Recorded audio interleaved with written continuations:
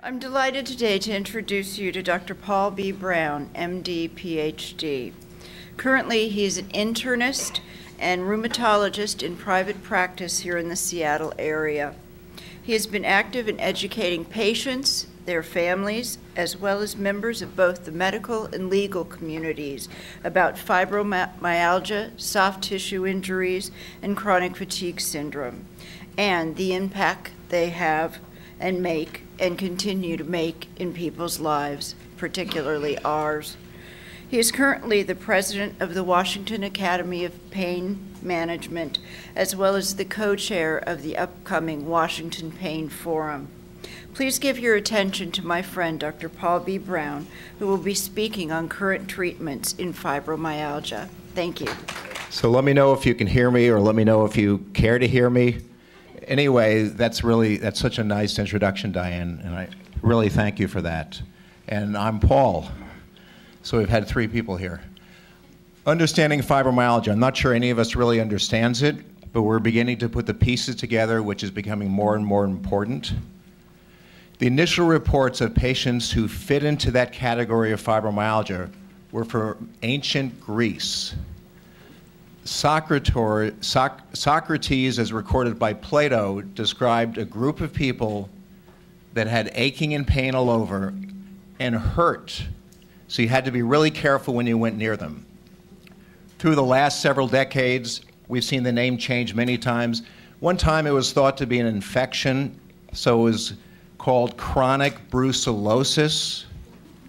It was also neurasthenia. It was fibromyositis.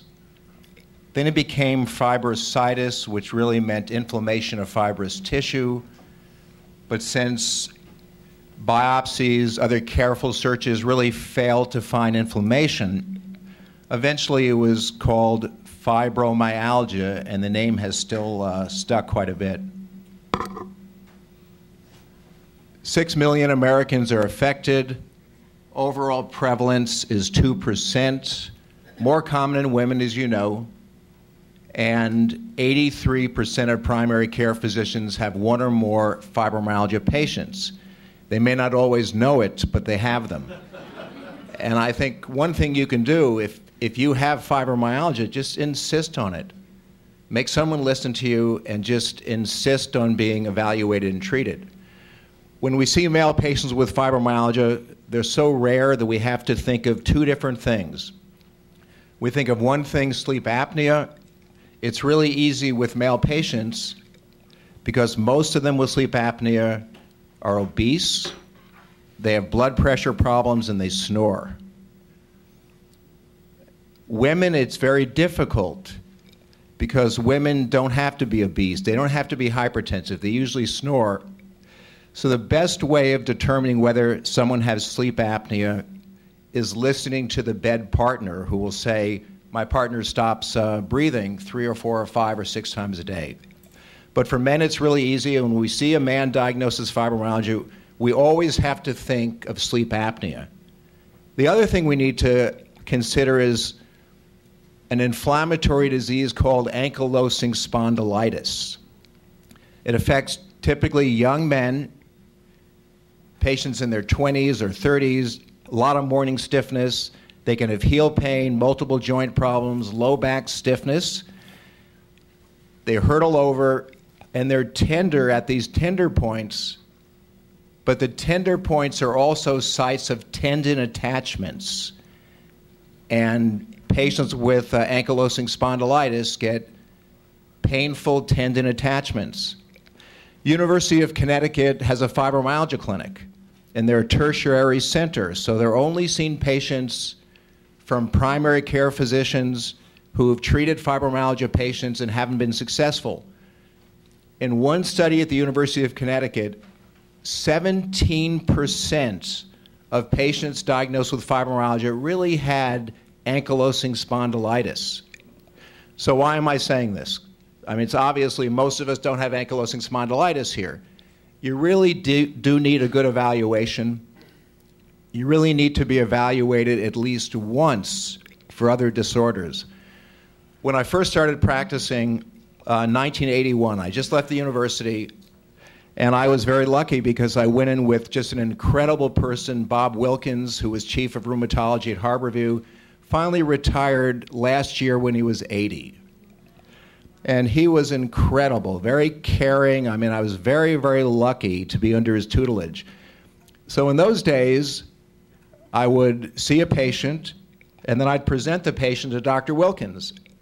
So the first week I was there, I saw this lovely 53-year-old woman, and she met the criteria for fibromyalgia, and we'll get into that.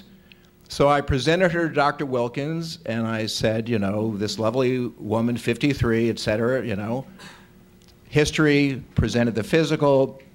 I said I thought she had fibromyalgia. He sent her for a bone scan. She had metastatic breast cancer. And I said, how did you know that? And he said, I didn't know that. I knew she had something really much more serious wrong with her. Now, when I see patients and when your providers see patients, we don't usually do a bone scan, but 2 years ago, I was referred a patient from Moses Lake. Fibromyalgia, so much pain, it kept her awake all night. And I sent her for a bone scan, and she had metastatic breast cancer. You have fibromyalgia by definition. It doesn't mean that's the place to stop. Your providers need to be aware of the fact that you can get carpal tunnel syndrome.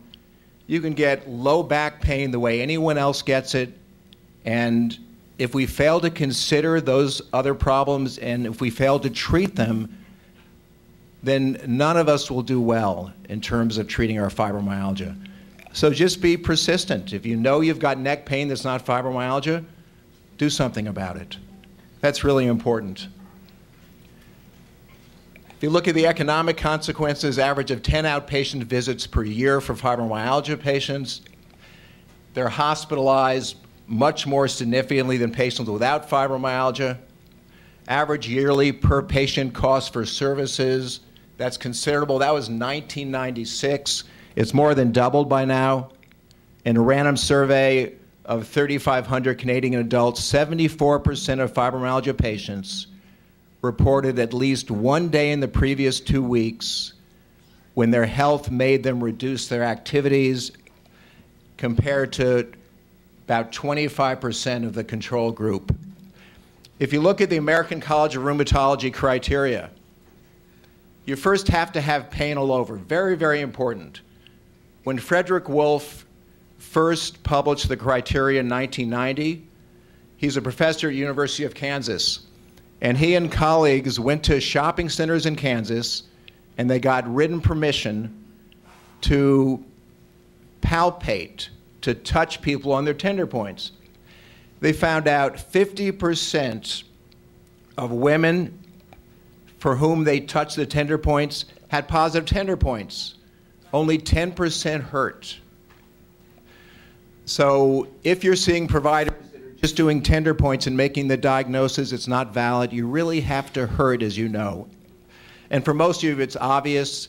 Pain is a very, very important component of this, but it's not just tender points.